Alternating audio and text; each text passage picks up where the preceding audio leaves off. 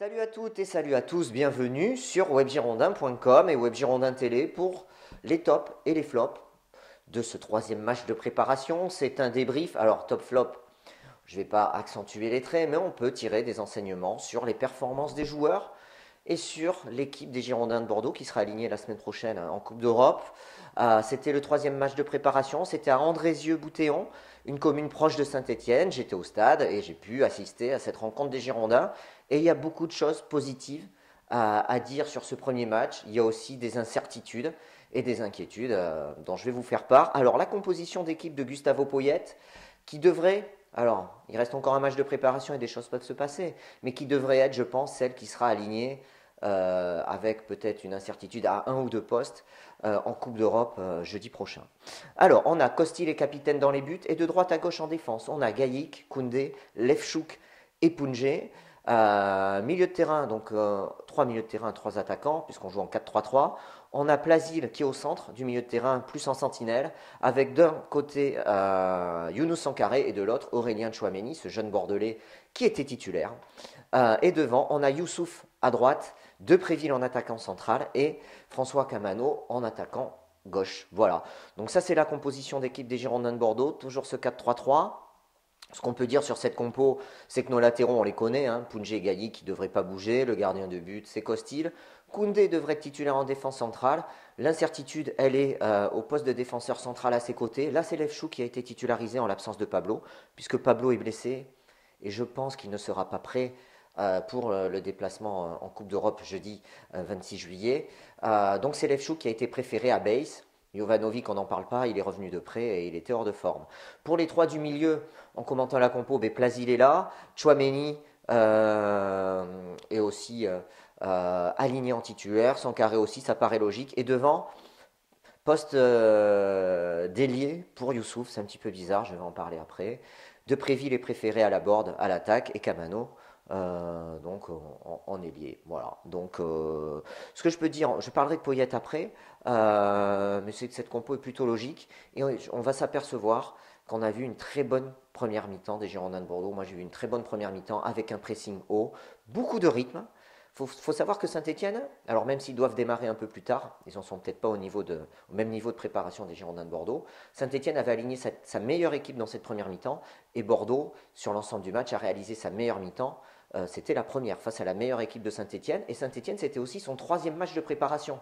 Alors ils sont peut-être pas au même niveau de préparation, mais ils ont fait aussi trois matchs, c'était le troisième hier soir, et voilà, donc on peut dire qu'on avait des forces en présence intéressantes. Du côté de Saint-Étienne, il y avait Debuchy, il y avait Moulin dans les buts. Après, il y avait Loïs Diony en attaque, et il n'y avait pas Cazerie, notamment il n'y avait pas Ruffier également. Voilà. Alors, les tops et les flops, alors, on va faire comme d'habitude, je vais dérouler ça, et vous parler de chaque joueur pour vous donner mon sentiment objectif. Toujours, toujours sur cette prestation des Girondins de Bordeaux et cette victoire, puisqu'ils ont gagné 2-1 les Girondins. Costil, dans les buts, capitaine, on l'a vu en leader, il a le capitaine, à un moment donné en deuxième mi-temps, il a repris ses joueurs, parce que finalement, on concédait beaucoup d'occasions en fin de match, lorsque Poyet a fait tourner son effectif. Il fait un arrêt extraordinaire.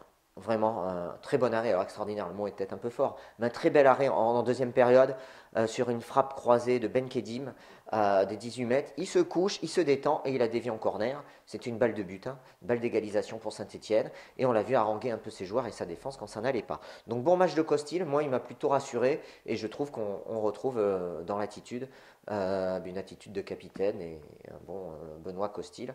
C'est de bon augure pour ce début de saison. Il est sur la même lignée, la même lancée, la même dynamique que la fin de saison dernière.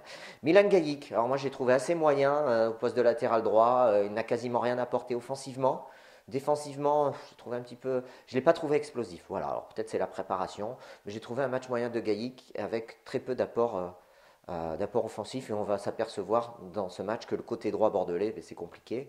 Il n'y a plus Malcolm, il n'y a pas Sabali, mais le côté droit, il a la peine. Et le jeu penchait énormément à gauche. On va en reparler un peu plus tard. Jules Koundé, en défense centrale, lui aussi un petit peu lent. J'ai trouvé notre défense assez lente entre Koundé Et Lefchuk, alors Lefchuk, s'il est bon dans le duel, quand il est sur l'homme, dès que ça accélère, dès que ça part dans le dos ou en profondeur, il est en difficulté, hein. Koundé, j'ai trouvé match moyen correct de sa part. Il a eu un peu de mal à se mettre dans le rythme au départ. Et puis après, bon, il a été plutôt sérieux. Voilà. Lefchuk, voilà, sa lenteur, c'est vraiment. Alors pour le match de Coupe d'Europe, on va voir l'équipe qui sera alignée face à l'Union Berlin samedi soir pour le dernier match de préparation. Mais mon gros point d'incertitude, c'est sur la lenteur de notre défense centrale et le complément à Jules Koundé. Et Lefchuk, s'il est bon sur l'homme dans le duel, dès que ça part vite dans le dos ou en profondeur, ben, il est pris. Euh, après, on a vu Paul Bass qui est rentré, donc j'ai parlé tout de suite de Paul Bass qui a joué à partir de la 60e minute. Alors j'ai pas les stats exactes. Et on l'a vu un peu, Paul Bass, j'ai trouvé très lent. À côté de moi, il y avait notamment Gay, hein, l'avancante de Saint-Etienne, qui a pris plusieurs fois Paul Weiss de vitesse, qui est très grand, hein, Gay, hein. Il doit faire peut-être un 90, assez costaud. Et on avait l'impression, un de mes voisins dans la tribune me dit, putain, il a une charrette, Paul Weiss, hein. Voilà, donc il donnait une impression de lenteur. Est-ce que c'est lui aussi, tout comme les Lefchuk, est-ce que c'est la préparation, voilà, en tout cas, c'est moi, s'il y a un point d'inquiétude dans la défense, c'est cette défense centrale et sa lenteur, voilà, qui m'interpelle. À noter que sur Poibes, dès qu'il est rentré, il a joué un peu le même rôle qu'il avait joué par moment lorsqu'il rentrait en cours de match à 20 minutes de la fin pour haranguer ses joueurs. Il a fait ça en demandant aux joueurs de monter. Et au bout de 10 minutes, t'as Poyet qui est allé lui parler pour lui dire d'arrêter de demander de monter à ses joueurs et de se calmer un petit peu. Voilà, bon, fait de jeu, intéressant. Paul Bess qui avait une prise d'initiative et Poyet qui l'a calmé un petit peu. Voilà, il n'y a pas de problème entre Paul Bass et Gustavo Poyet. C'est juste qu'il a calmé ses ardeurs et ses directives qu'il donnait à sa défense qui ne convenaient pas a priori au coach. Voilà, Pounjé latéral gauche, bien mieux que Gaïk à droite. Je retrouve un Maxime Pounjé comme un match de préparation. On sent que ça va venir et je trouve qu'il a fait un bon match. Il a essayé d'apporter offensivement, il a fait des centres. J'ai trouvé un bon Maxime Pounjé, c'est pas top, c'est en préparation aussi, hein. Donc, voilà, c'est de bon augure pour la suite. Ça sera le titulaire indiscutable à ce poste de latéral gauche, hein. Voilà. Plasil, alors Plasil, en 6, dans ce 4-3-3, le stabilisateur, match sérieux, c'est lui qui rassure, je trouve, le bloc bordelais. Il est très important et je trouve aussi qu'on a un Plasil sur la même dynamique que la fin de saison. Et ça, c'est de bon augure pour Bordeaux, puisqu'on a vu que sur la fin de saison, quand Plasil était en forme, mais Bordeaux a été performant. Donc voilà, donc moi ça m'a plu le match de Plasil, je trouve qu'il a fait un bon match. Associé sur sa gauche ou sa droite, à sa gauche et à sa droite, puisqu'ils ont pas mal permuté, Chouameni et Sankaré. Younous Sankaré, un très bon Younous Sankaré dans le pressing, même Plasil a fait du pressing. On a vu une équipe de Bordeaux, pour vous donner le jeu, qui se projetait très vite vers l'avant, dans son 4-3-3, et qui exerçait un pressing, qui laissait venir Saint-Etienne dans sa moitié de terrain. Par contre, dès que Saint-Etienne venait dans la moitié de terrain de Bordeaux, les joueurs des Girondins exerçaient un pressing. Et on sentait vraiment que les consignes du coach, c'était d'avoir un bloc médian, pas trop bas, moyen bas, ça se dit pas, mais pas trop bas, un bloc médian. Et par contre, dès que l'équipe de Saint-Etienne commençait à arriver dans ce bloc, on arrêtait de reculer et on pressait. Et on se projetait très vite vers l'avant à la récupération de balles. Et on voit que Sankaré, Chouameni et Plasil ont fait ce pressing et se sont bien projetés.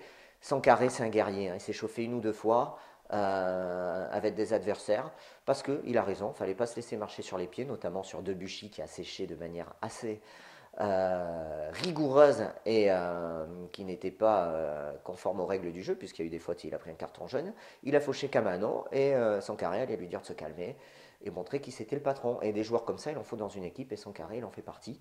Et je trouve qu'il a fait un très bon match. J'ai parlé maintenant d'Aurélien Chouameni. Alors, c'est la première fois que je le voyais jouer avec l'équipe A.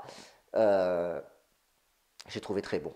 Aurélien Chouameni se projette très vite vers l'avant, du pressing, il marque un but superbe. Petit coup du sombrero plat du pied sur une très belle action des Girondins où on décale en profondeur. Je n'ai pas le nom du joueur qui décale en profondeur de Préville. De Préville la conserve, la main en retrait pour Chouameni qui fait un sombrero et plat du pied et but. C'était magnifique. Chouameni a été très très bon. Je trouve que c'est un complément idéal sur ce match, en tout cas cette première mi-temps, à Younous Sankaré. C'est un peu le même type de joueur. Il est assez grand, il est fin, il se projette vite vers l'avant et il a joué juste. Franchement, je mets un petit top pour Aurélien Tchouaméni d'encouragement. Ça fait vraiment plaisir de voir qu'il y a des jeunes joueurs des Girondins plein d'avenir. À voir avec le retour de l'orageur comment ça s'organise. Mais en tout cas, il a fait une très belle partie, tout comme Sankaré. François Camano, certainement l'homme du match de cette première mi-temps. Qu'est-ce qu'il était en jambes, le Guinéen. Impressionnant, des accélérations, des dribbles. Il a mis la misère à Mathieu Debuchy, d'ailleurs, qui s'est énervé. Buteur, Camano. Rien à dire. Très bon match de Camano. Vraiment, le côté fort de Bordeaux, c'était ce côté gauche. On n'a plus Malcolm à droite. Et le jeu a penché à gauche pendant toute cette première mi-temps. Et un petit peu en deuxième mi-temps, mais même si le match avait baissé d'intensité. Voilà, donc très bon François Camano, au top, altruiste. François Camano, altruiste, il ne nous a pas fait des tout droits avec des pertes de balles, il a levé la tête et ça a été profitable au jeu des Girondins et puis il a été efficace avec ce but. Nicolas Depréville, alors Depréville, il a été préféré à Gaëtan Laborde et c'est vrai qu'on a un déficit de taille sur les numéros 9, on a des petits joueurs. C'est un petit joueur par rapport aux grands avancantes que peuvent avoir certaines équipes. Et on voit qu'il y a un déficit de taille avec le jeu de haut but, notamment sur les duels aériens. Ça, c'est indéniable. Il a été lancé 2-3 fois en profondeur. Il est pas mal en prenant la profondeur. Et il est impliqué sur les deux buts, notamment sur un pressing haut et un harcèlement de la défense stéphanoise. C'est lui qui récupère pour servir Camano sur le premier but. Et sur le deuxième but, c'est lui qui fait le travail en profondeur, qui contrôle, qui se retourne et qui transmet Aurélien Tchouaméni. Donc il est passeur sur les deux buts, il est impliqué, et c'est un très bon match de Nicolas Depréville. Et c'est vrai que quand on voit l'entrée de Laborde n'a pas fait une bonne entrée, en plus il est rentré en jeu, le match avait baissé d'intensité. Sur ce match-là, il n'y a pas photo entre les deux hommes. Voilà. Youssouf, alors Youssouf pour moi c'est l'interrogation, aligné au poste, à la place de Malcolm, c'est ça, il joue à la place à laquelle doit jouer Malcolm, c'est pas son poste. Clairement, on voit qu'il fait des efforts, mais il n'est pas à l'aise à ce poste-là. Il joue ailier droit. Autant je peux comprendre que Youssouf soit aligné à droite dans les trois du milieu de terrain, mais un peu plus haut, j'ai du mal à comprendre. Je l'ai trouvé très mal à l'aise. Il a essayé de provoquer avec des dribbles. Il est très utile dans la récupération de balles. Par contre, sur le plan offensif, je trouve que ça n'apporte rien et on a un côté droit qui est faible. Voilà, donc le fait qu'il soit mal à l'aise, ça s'est traduit par des pertes de balles. Il partait dans des dribbles et il plongeait un peu vite. Dès qu'il perdait le ballon, il simulait une faute. Voilà, par moments il y avait faute sur lui, mais il y a d'autres moments où il simulait la faute. Et c'est vraiment signe qu'il n'est pas à l'aise sur ce côté du jeu et à ce poste. Et je trouve que le continuer à le faire jouer là, alors c'est peut-être la moins mauvaise solution que Gustavo Poyet a pour équilibrer son équipe. Parce qu'à droite, qu'est-ce qu'on peut faire à droite? On peut mettre Depréville, mais Depréville est plus à gauche. On peut mettre Camano, Camano est plus à gauche. On peut mettre Laborde est plus à gauche.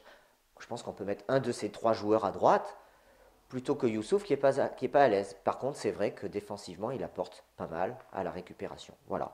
Donc un petit bémol sur sa prestation. Après, que dire des entrants? Benraoui est rentré, il n'a pas eu trop le temps de s'exprimer, je trouve. Paul Baez, j'en ai parlé. Jovanovic qui fait une mauvaise rentrée, on voit qu'il n'a pas de rythme, il a joué 10 minutes, c'était vraiment pas cohérent. Ça m'a rassuré, oui, parce que je pense que Gustavo Poyet s'occupe bien de cette équipe. Je vais vous parler du coach maintenant. On l'a vu, début de match, centre du terrain, discuter avec ses adjoints. Il discute, il prend des notes, il est très proche de ses joueurs. À la pause fraîcheur, il y en a eu une ou deux. Je crois qu'il y en a eu deux. Mais finalement, il rassemble le groupe, il discute. Fin du match, le match se siffle. Qu'est-ce qu'il fait? Les joueurs, ils vont pas au vestiaire. Poyet, il rassemble le groupe de joueurs au vestiaire et il débriefe. Ça a duré 5 bonnes minutes. Voilà. Je trouve qu'on a un coach qui investit et qui, je crois, prépare très bien l'équipe. Je peux me tromper, mais c'est l'impression que j'ai. Prépare très bien l'équipe pour ses premiers matchs européens qui se dessinent dans une semaine. Je trouve qu'il est en train de former une équipe compétitive avec les joueurs qu'il a et c'est pas facile. Alors c'est vrai qu'on peut parler de tous les choix, Youssouf, la défense centrale, mais bon, il n'a pas 36 solutions non plus, Gustavo Poyet, dans son effectif. Il y a énormément de joueurs qui sont partis et on n'a pas de joueurs confirmés derrière pour les remplacer. Donc il m'a rassuré et il m'a donné confiance pour le premier match jeudi prochain. En attendant, il y a un match de préparation, ça sera le dernier, c'est en Allemagne, c'est à Berlin, face à l'Union Berlin. L'Envol Stadium, c'est le stade d'Andrézieux. Voilà, donc on suivra ce match sur Web Girondin. On y était à Andrézieux, on y était à Yzeure, on y était à Moulins. On n'y sera pas à Berlin. On n'a pas la possibilité de faire ce voyage jusqu'à Berlin. Il sera certainement télévisé. Il y aura des débriefs sur webgirondin.com après cette rencontre. Il y aura bien sûr également un live. Je vous donne rendez-vous sur le site. N'hésitez pas à donner vos avis sur les Girondins, à poser vos questions. Et puis, de toute façon, notez mardi soir, Eau de Radio, webgirondin.com, le talk Webgirondin. On fait notre retour avant la Coupe d'Europe. Allez, salut et à bientôt.